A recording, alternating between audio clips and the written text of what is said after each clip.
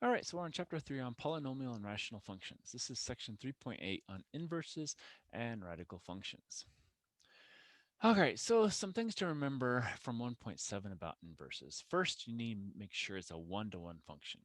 If not, you have to use the domain where it is. So let's assume it's a one-to-one function. And what does that mean? It means you're going to have the horizontal line test is going to pass. But what if it's not one-to-one? Maybe you have a quadratic. Maybe you have something like this, and that's supposed to go through 0, but that's okay. Well, over here, we're hitting it once, we're hitting it twice, and so it's not one-to-one.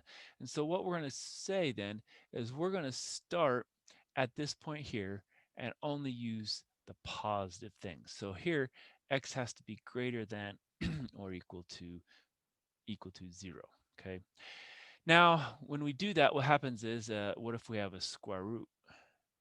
Okay, well, the square root is only going to be positive. So it's only going to be a positive square root. So things like this are going to be where we need to be. Now, maybe you didn't want to use this side. Maybe you wanted to use this side. So then you had to say x is less than or equal to 0. Okay, so all depends on where you want this to be. Now, if you have this one over here, then your inverse is going to look something like that, and so you'll need to use the greater than or equal to 0. But depending on what you want to do with it to make it one-to-one, you can use either side. But usually we look at the positive sides. So then when you take the inverses, it's there. Okay. So after it's one-to-one, and we're using the domain to make it one-to-one, if it's not, then we solve for x. Then we interchange our x and y, label our new function as f inverse of f inverse of x rather.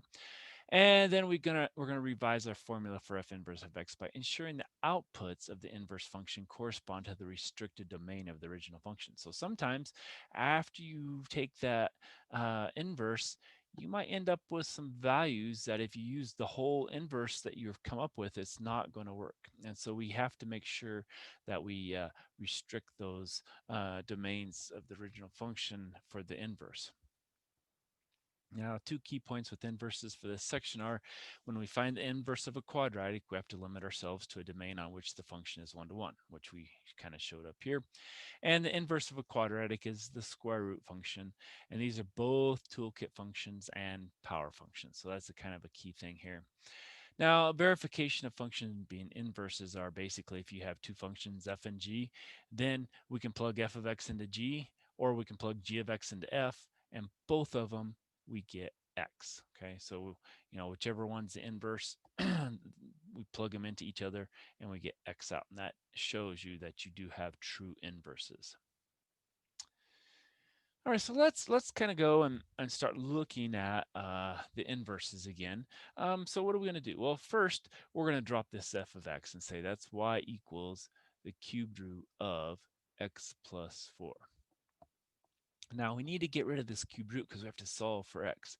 So to do that, we're going to cube this side and we're going to cube this side. When we do that, we get y cubed equals x plus 4.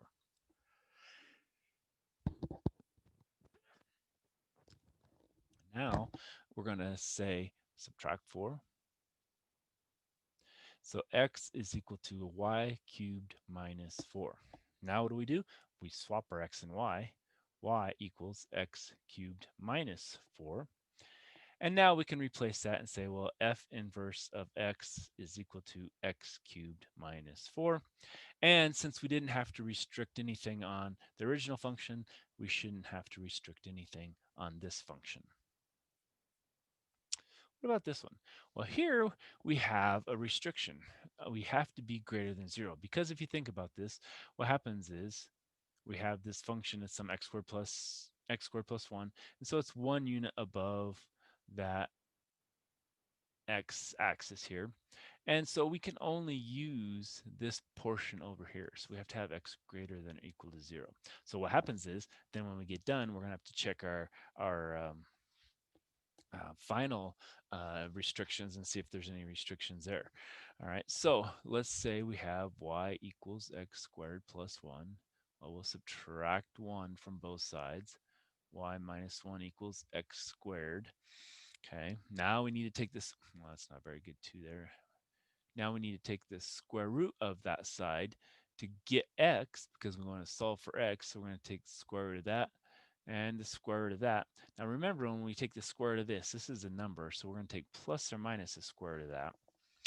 And so then x is equal to plus or minus the square root of y minus 1. Now, when we do that, we have to think about eventually what's going to happen, because we're going to swap these out and we're going to get y equals plus or minus the square root of x minus 1. Now, when we do that, we're not going to want anything in the negatives. So if we do that, we only want the positives. And so we will get rid of that negative. So we won't have that negative left. We're restricting it to only the positives. So then f inverse of x is equal to just the positive square root of x minus 1. Okay, so that's our square root. And if we think about what that means, if we draw our dotted line here, this is going to come over here and it's going to do something like that. So this and this are inverses of each other.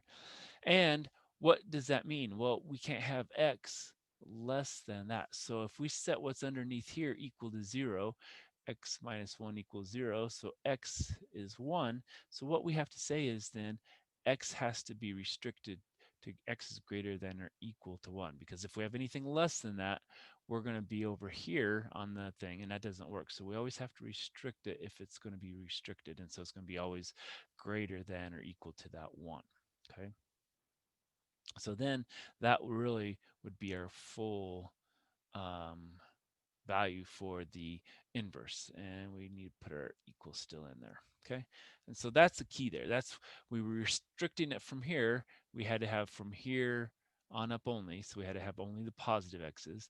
And then once we get the inverse, we have to have x's greater than or equal to 1. All right, so let's stop there and we'll come back for more.